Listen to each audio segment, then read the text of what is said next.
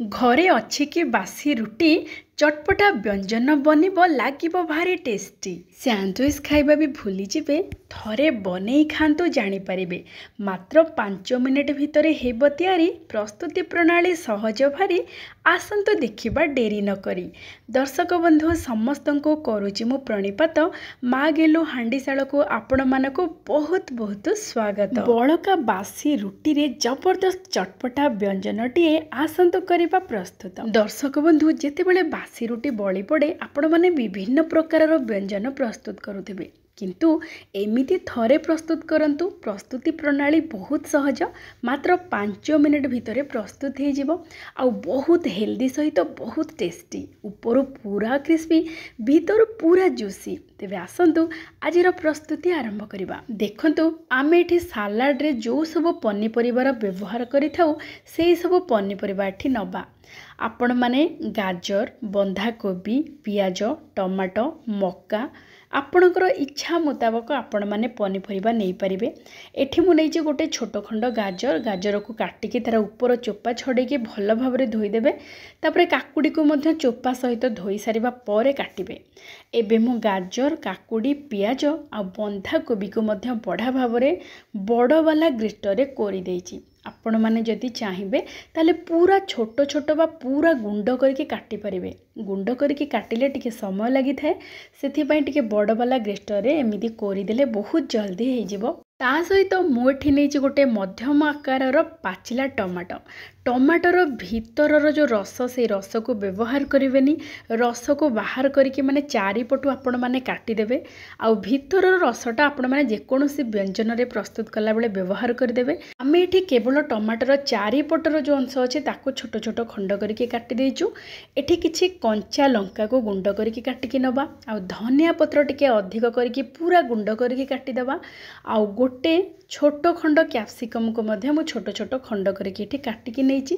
ता सहित किछि सिझा मक्का नेइची। आपण मानकर इच्छा मुताबक आपण माने जहा खाउथिबे सालाड रे पनीपरिवा सब व्यवहार करि परिबे। एमिति कि मूला मध्य नहीं पारिबे, किंतु मु एठी मूलार व्यवहार करिनी। एबे आमे सब पनीपरिवा को भल भाबरे मिसै दबा। ताकू टिके साइड रे रखि। एठी देखंतु मु गोटे गिन्ना ऊपर चा छणा रखिकी सेथिरे दही दे देथिली।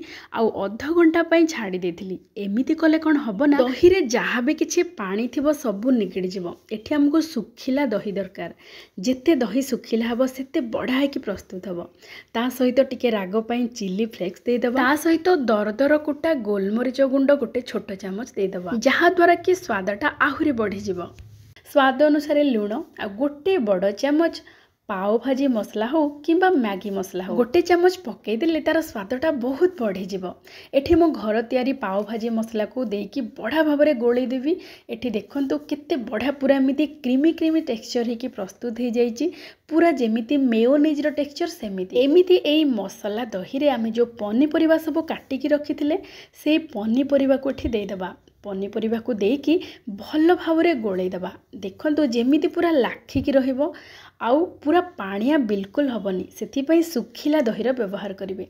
एठी आमे नबा बासी रोटी। बासी रोटी देह पई बहुत भल आपण माने समस्ते जानती। एठी आपण मानकर मन मुताबक बा आपण पसंद अनुसार पनीपरिवा को आपण माने काटंतु बा कोरिकी नियंतु।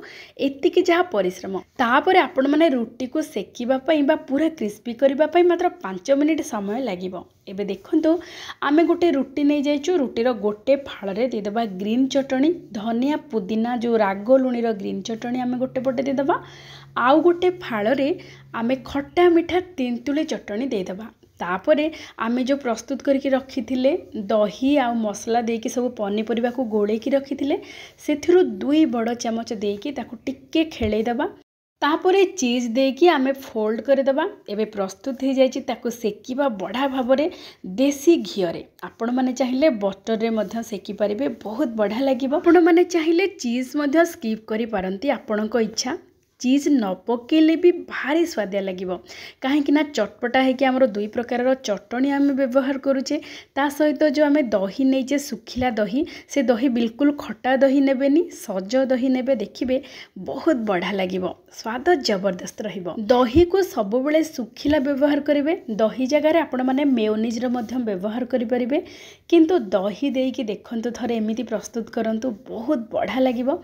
एबे हमें तावा को बसई दबा मध्यम जाल रे तापरे घियो रे भल भाबरे दुई पट पूरा पूरी क्रिस्पी बा पूरा ब्राउन कलर हवा पर्यंत बढ़िया भाबरे सेकी दबा। आमे जेहेतु चीज देइचे चीज बढ़िया भाबरे जते बेले तरली जिवो आ ता भितर आमे जो सुखिला दही आ पन्नी परिवार व्यवहार करिचे पूरा पूरी जूसी जूसी है कि प्रस्तुत हम। आमे जो चटणी देइचे दुई प्रकार चटणी खट्टा मिठा चटणी सहित पुदीना धनियार जो राग लुणी चटणी ए सबूर कॉम्बिनेशन पूरा मिसामिशी है कि पूरा चटपटा है कि स्वादिष्ट लगिबो। ए व्यंजनटी आमे कौन करबा ना देसी घिओरे ताको भल भाबरे टिके जाड़ को कमई दबा पूरा पूरी ऊपर क्रिस्पी हवा पर्यंत ताको भल भाबरे सेकी दबा। एबे देखंतु प्रस्तुत हो जाइए आमर बासी रुटी रे केते बढ़िया व्यंजनटीए। एमिति मध्य आपण माने प्रस्तुत करंतु पिलाठू नहीं कि बड़ पर्यंत समस्ते बहुत खुशी रे खाइबे।